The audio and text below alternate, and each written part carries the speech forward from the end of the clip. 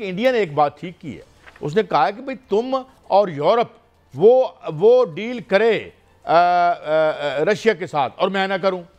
जिस तरीके से हमें रोका और हमारे इंतहाई नाअहल और नालायक हुक्मरानों और स्पाइनलेस हुक्मरानों की वजह से हम ये अपने हमसाए में सस्ती गैस, सस्ता पेट्रोल हमें मौजूद है। आज भी जो स्मगल भी हो रहा है, खैर से मुझे लगता है स्मगलर भी नहीं चाहेंगे कि हमारी एक नॉर्मल या लीगल या वाइट ट्रेड शुरू हो जाए उनके साथ। तो ये तो मैं समझता हूँ, I must appreciate India for their stands कि भाई तुम you are nobody to tell us what to do. तो ये तो मियां साहब इसको तो हमें तारीफ करनी चाहिए और हमें खुद भी। लेकिन नहीं काजी साहब, इसमें तारीफ बनती नहीं है सर, नहीं बनती तारीफ इस पे, क्योंकि इंडिया का कोई वादा नहीं है, कोई स्टैंड नहीं है। मोदी जो है सरेंडर है, वो सरेंडर कर चुका है, उसने सरेंडर जो है वो किया हुआ है। किसी वक्त भी सर इसमें राह फरार इख्तियार करेगा। वही इंडिया है ना जो यूक्रेन में जिसके जो है हथियार मिले हैं, उसके हथियार जो है वो वहां पर यूज हो रहे हैं। वही इंडिया है जिसने जो है वो तमाम मुआहदे जो है वो तोड़े हैं। इंडिया को तो बात छोड़ दें सर, लेकिन पाकिस्तान जो है मैं बात और कर रहा हूं। देखें, मैं ये बात ही नहीं कर रहा, मैं तो आज भी कह रहा हूं कि इंडिया की तरफ हमारे हुक्मरान, तमाम हुक्मरान, we have extended the hand of friendship to them and we do as a peaceful nation. हम उनसे करते हैं और हम उन्हें ये बता रहे हैं कि टेररिज्म हमारी सरकारी पॉलिसी नहीं है। टेररिज्म एक दफ़ा आलमी एस्टेब्लिशमेंट की सरकारी पॉलिसी थी। अमेरिका बहादुर जो है इस टेररिज्म को प्रमोट कर रहा था। हमारे खत्ते में टेररिज्म के बूटे जो हैं अमेरिका ने लगाए और हम नालायकी की वजह से और कमज़ोरी की वजह से इस्तेमाल हुए। और ये बात हिलरी क्लिंटन यहाँ कह के गई है और आज हम उसी से नबुर्द आजमा होकर 70-80 हज़ार अपने शहरी शहीद करवा चुके हैं। 5-7 हज़ार हमारे जवान जो हैं उन्होंने एम्ब्रेस की है शहादत और आज भी हम इससे लड़ रहे हैं। तो मतलब it is always very early to learn something. मगर मियाँ साहब उसने कहा कि भाई मैं तेरी बात नहीं मानता, मैं रूस से अपनी आवाम की खातिर सस्ता तेल खरीदूंगा।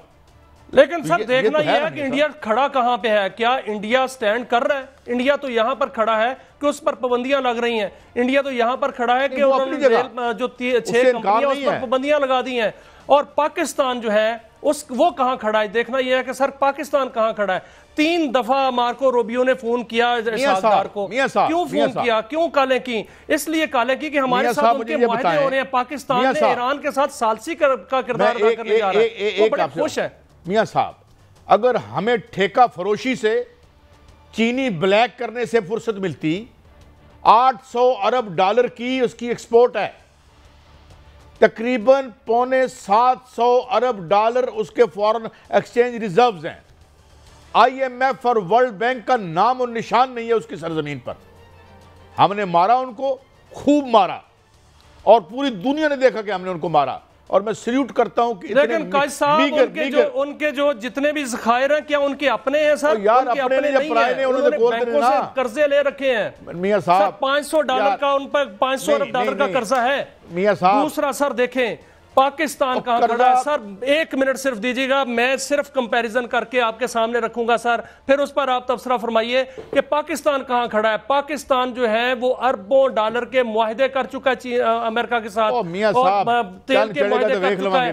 और मार्को रूबियो जो है वो बार बार कालें करता है, वो ट्रंप जो है रोजाना तारीफ करता है। और क्या चाहिए हमें? और यहाँ से जो अरबों डॉलर की जो दौलत मालूमाल होने वाला पाकिस्तान, तेल और गैस निकलने वाला है, अमेरिका को कहें हमारी बदतरीफी शुरू कर दे, उसके बदले में हमारे फॉरेन एक्सचेंज रिजर्व बिल्ड कर दे और हमारा कर्जा खत्म कर दो। $12 बिलियन का, अल्लाह माफ करे, $12 बिलियन का रोल ओवर। अगले बजट में $29 बिलियन की भीख या रोल ओवर हमें चाहिए होगा। जो अपनी नालायकी है, अगर इस नालायकी को हम तस्लीम नहीं करेंगे तो ठीक कब करेंगे? इधर दिहाड़ियां लगाई जा रहे हैं, गंदम एक्सपोर्ट कर दो, अंदर कर दो, ये मुनाफा। ये नलायकियां थी, नलायकियां नहीं है, ये वारदात नहीं के साहब, सॉरी साहब, ये जुर्म था। ये जो चीनी में हुआ ये जुर्म था। ये अंदर होने चाहिए थे, जेडे चिट्टे कपड़े पा के टाई ला के आके बिल्कुल होने चाहिए सब। 2008 से लेकर अब तक बहुत से जुर्म हुए हैं, लेकिन अब देखेंगे जब से SIFC बनी है तो इस मुल्क में सब कुछ जो है बदलना शुरू हो गया है। आप देखिए हमारे जो है वज़ीर मुबादला की चोरों के साथ इसके अलावा जो है यहाँ पर चीन जो है खित्ते में। सर मैं एक खबर देना चाह रहा हूँ, एक खबर देना चाह रहा हूँ, टाइम बहुत थोड़ा है। खबर ये देना चाह रहा हूँ कि चीन जो है वो जिस तरह बड़ी तेजी से उस टेक्नोलॉजी के साथ जो है तरक्की कर रहा है, इस तरह वो पाकिस्तान के साथ शेयरिंग भी कर रहा है। और एक चीन ने एक बड़ी खबर ये है कि एक तेज रफ्तार ट्रेन जो है वो बना ली है और उसमें 600 किलोमीटर फी घंटा की रफ्तार से वो चलेगी। 1200 किलोमीटर का सफर 50 मिनट में तय करेगी। तो कायद साहब वो पाकिस्तान के साथ इसको शेयर कर रहा है। तो जो हमारा खुंजराब से लेकर ग्वादर तक का एरिया है, वहां तक ये ट्रेन जो है वो चलने का इम्कान है। और हमारी जो कुराकरम हाईवे है, वहां पर सुरंगें खोदकर वहां ट्रेन जो है वो चलाई जाएगी और वहां से गुजरकर वो ग्वादर तक आएगी। सिर्फ कराची तक का जो सफर है 2 घंटे का रह जाएगा और चीन से ग्वादर तक का सफर सिर्फ 2.5 घंटे में तय होगा। गिलगित से कराची तक का सफर 1.5 घंटे में और इस्लामाबाद से 1 घंटे में। सर ये बहुत बड़ा ब्रेक थ्रू होने वाला है। सर एक खबर आपके पास भी है, जरा खोल के देखें, रिसर्च में हमारी टीम ने भेजी है। कितने 100 एकड़ जमीन, 1000 एकड़ जमीन जो है ये कब्जा नहीं छुड़ा सके। ये कौन कौन? शेख रशीद साहब वजीर रहे, साद रफीक साहब वजीर रहे, हनीफ अब्बासी मेरा दोस्त, मेरे भाई वजीर रहे और कब्जा नहीं छुड़ा सके। 1 इंच गोरे के जाने के बाद 1 इंच पटड़ी तुमने, और ट्रकिंग माफिया लेके आए इसको तबाह करने के लिए।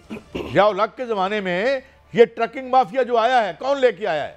और मैं आपको खबर देता हूं, तरसील में जो अखराजात ट्रक और ट्रेन का कंपैरिजन है वो 18% पैसे खर्च होते हैं अगर आप ट्रेन, और तरक्की की बुनियाद है ये मतलब कराची है। सर यही तो है, यही ट्रेन जो है तरक्की की बुनियाद बनेगी। ये जो ट्रेन है ये रशिया तक जाएगी सर, तुर्की तक जाएगी और वहां से लोग जो है पाकिस्तान आएंगे, यहाँ से लोग वहां जाएंगे। ये जो तरक्की का सफर है सीपैक 2 में होने वाला है। सर इसमें देखिए पाकिस्तान, इसमें ईरान, इसमें सेंट्रल एशिया रियासतें, इसमें रशिया, इसमें तुर्की, सारे आपस में जुड़ रहे हैं। सर एक सवाल का जवाब दे दें। पिछले 70-76 जितने साल, 77 जितने भी हो गए, 1 इंच पटड़ी ओए पुट के खा गए। कैलकटा से जो ट्रेन आती थी इस फकीर के शहर से गुजरकर भोन में रुकती थी और भोन से कलकत्ता। जरा आज ये स्टोरी करें मियां साहब, आप उस इलाके में रहते हैं, इसकी पटड़ी उखाड़ के किसने खाई, किसकी हुकूमत में खाई गई?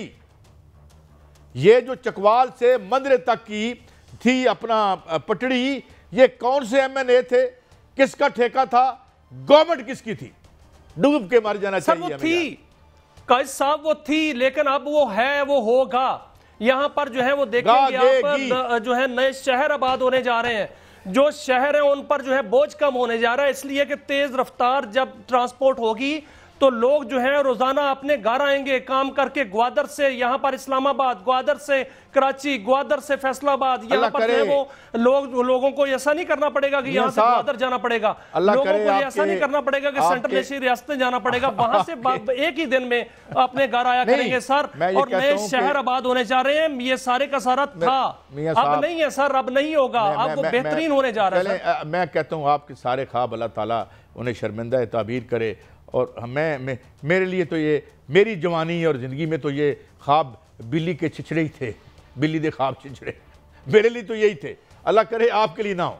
अच्छा, और दूसरी बात यह है कि मैं ये यकीन से कह सकता हूँ ये सारे काम हो सकते हैं मगर ब्लैकियों के हाथ से नहीं होंगे।